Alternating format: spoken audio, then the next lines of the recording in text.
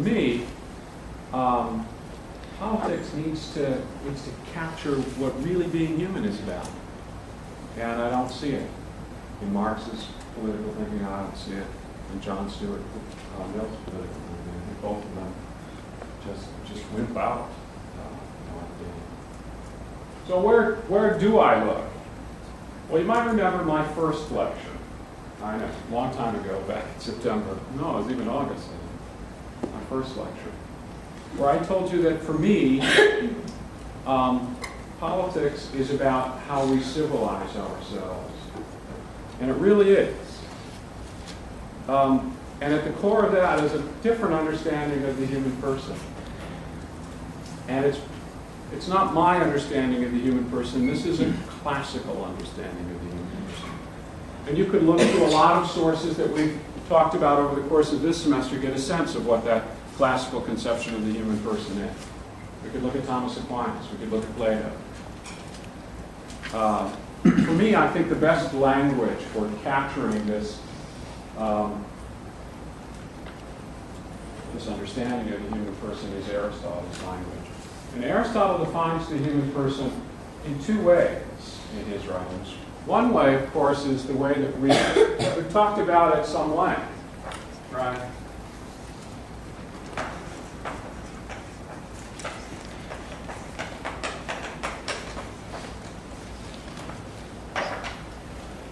The political animal. And I'll come back to that in a minute. But Aristotle also defines the human person in another way, in another place.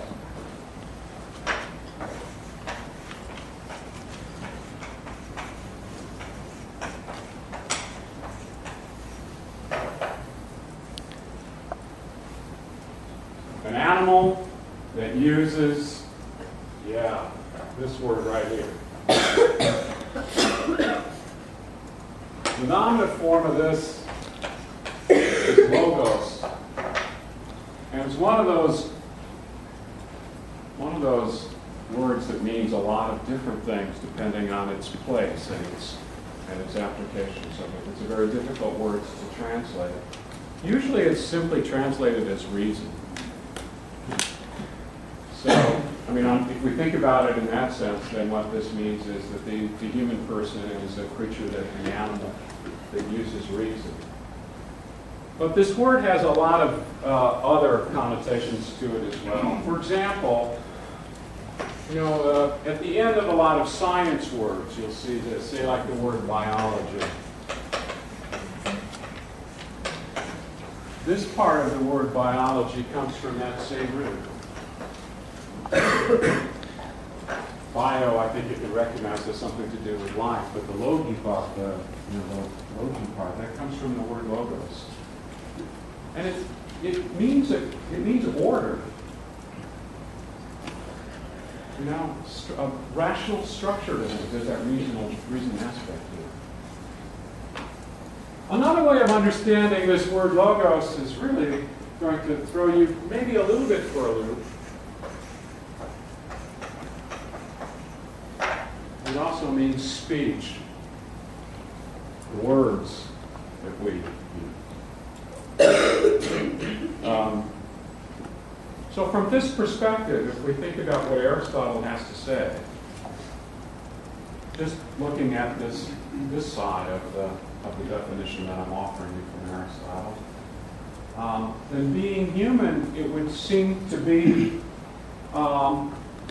to invoke ideas of using reason, ideas of using speech in order to construct an order. I think that kind of gets at what I was telling you before, that for me, politics is about making the doing of civilization. And if there's one lesson that I want you to take out of this whole course, it's at least the possibility that that's what politics should be, that it should be about, the doing of civilization, the building of civilization. That certainly seems to be that side of the equation. Then Aristotle's other definition, this one here, the political. Aristotle means this in the strongest possible way. And I understand it in the strongest possible way. He says in the politics that, in fact, if you find a creature that looks like a human being, but that creature is not inside a political community, then it's not a human being. You can't be a human being unless you're richly part of a political community. Aristotle, in fact, says that if you find something that looks like a human being outside of a political community, it might be an animal, or it might be a god, but it's not going to be a real human being.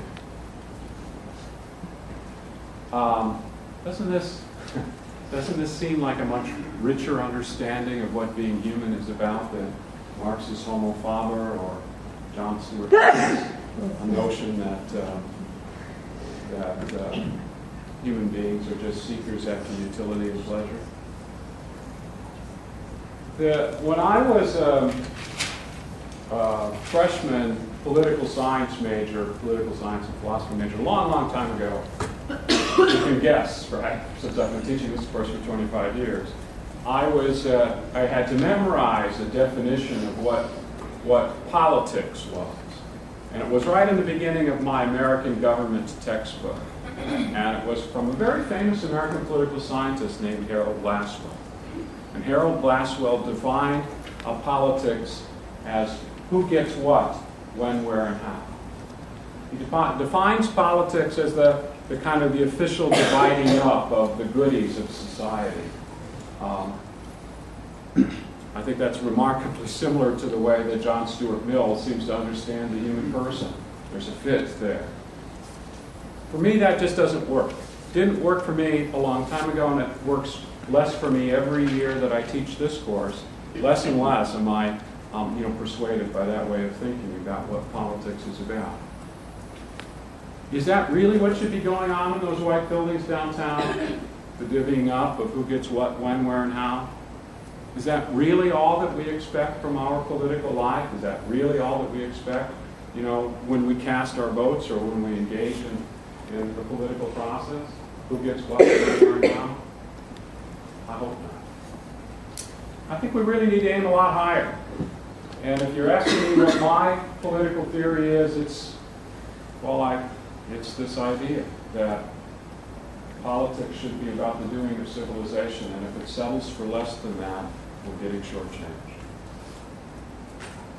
I had a great semester with you guys. I've enjoyed this a ton. I hope that you take a couple of little interesting tidbits, maybe from some of my more amusing stories out of this classroom and into your lives and futures and so on and so forth. I hope to see a few of you in my classes again. But thank you all for a really great 25th anniversary class. Thanks again.